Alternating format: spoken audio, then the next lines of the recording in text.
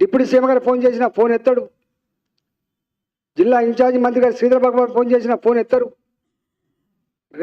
Revenue మంత్రి గారు phone చేసిన చివరికి ఎత్తిండు, అయ్యో నాకు తెలియదు అంటాడు.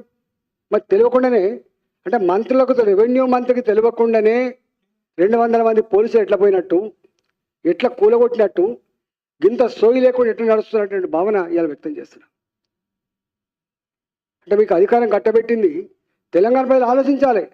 చాలామంది మేధావులు ఉద్యమకారులు అన్యాయం జరిగింది అని చెప్పి ఇవాళ వీళ్ళకి సపోర్ట్ చేస్తే వీళ్ళు చేసే వాలకమేందో తెలంగాణ ప్రజలు ఆలోచించుకోమని చెప్పి కోరుతున్నాను. నేను అక్కడ ఎంపీని, ఫిర్యాదిగూడలో నా ఎంపీ పరిధి కింద వస్తుంది. 24 ఏళ్ళుగా మేము ఇట్లాంటి దౌర్భాగ్య పరిస్థితి ఎప్పుడు చూడలే, ఇంత నీతిమాలిన పరిస్థితి ఎప్పుడు చూడలే. ఇవాళ దీని మీద ఈ ప్రభుత్వం నాట్ ఓన్లీ దిస్, నేను ఇంతకుముందు చెప్పినటువంటి ఉప్పల్ సంబంధించినటువంటి భూములు 30 ఏళ్ళుగా 40 ఏళ్ళు కట్టుకున్న భూములకు ఇలా వగ్భూములనే చేత వేధిస్తున్నారు. 118 జీవో ఆల్రెడీ కేసీఆర్ ఇచ్చిన తర్వాత కూడా దాన్ని అమలు చేయకుండా అది అసలు కొండ 4 మందితో ఉన్న 4 వినట్టుగా కొనుక్కున్న భూములకు నేను పుక్కడికి ఇచ్చిన భూములు లెక్కించిండు 118 జీవో. ఇలా సాయి ప్రియ కూడా 118 జీవో అప్లై అవుతుందని చెప్పించిండు అన్నాడు కేసీఆర్ గారి ప్రభుత్వం. ఇట్లాంటి వాటి మీద సమగ్రమైన విచారణ జరిపించాలి. మీరు ఏం మాట్లాడుతున్నారు, మాట మాట్లాడితే మీ ధర్మం న్యాయం, ఏం న్యాయం ఇది? పేదల మీద దండయాత్ర చేయడమే నీ న్యాయమా? పేదల ఇల్లు కూల్చడమే నీ ప్రభుత్వ కర్తవ్యమా? నీకు అధికారం కిందికే కట్టబెట్టిందా? మీరు లాంటి వాళ్ళ ఫోన్లు కూడా ఎత్తకుండా మీరు ఏం చేస్తున్నట్టు? మీకేం, మీరు అంతకుముందు ఆ ప్రభుత్వం చేస్తుందని చెప్పి మీరు సానుభూతి ముసలి కన్నీళ్ళు కార్చారు కదా, మీరు చేస్తున్న పని ఏంటిది?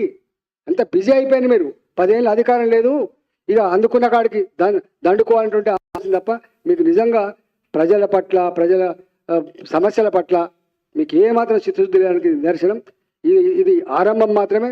తప్పకుండా భారతీయ జనతా పార్టీగా ప్రభుత్వం చేస్తున్న దుర్మార్గాలని, దౌర్జన్యాలని, నీచమైన పనుల్ని చూస్తూ ఊరుకోవడానికి సిద్ధంగా లేము. నువ్వు అనుకుంటావు ఇవాళ జైల్లో పెడతావు కావచ్చు, కేసులు పెడతావు కావచ్చు. కేసులు పెట్టినోడు, జైల్లో పెట్టినోడు, భయపెట్టించినోడు ఏమైపోయిందో తెలిసిన తర్వాత కూడా మళ్ళీ గదే పని మీరు చేస్తున్నారు. ఇవాళ నేను అడుగుతున్న అధికారులను కూడా ఇలా నువ్వు పొమ్మనంగా పోతూనే ఉంటావు. నువ్వు ఏం ఎంఆర్ఓ, నువ్వు ఏం ఆర్డీఓ, నువ్వు ఏం కలెక్టర్, నువ్వు ఏం సిపిలు, మీరు ఎవరి మీద దౌర్జన్యం చేస్తున్నారు? మీరు చట్టం లేదా, సిస్టమ్ లేదా, పద్ధతి లేదా మీకు?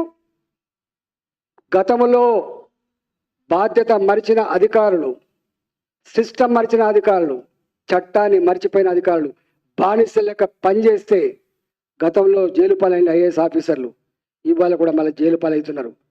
ఖబర్దార్ అని చెప్పి హెచ్చరిస్తా ఉన్నా.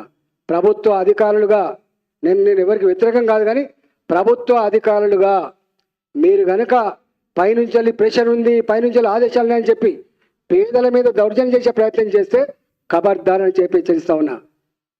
మీరు ప్రజల సొమ్ముతో జీతం తీసుకొని బతికేవాళ్ళు, మీరు ప్రజల మీద దౌర్జన్యం చేయడానికి వచ్చిన మీరు.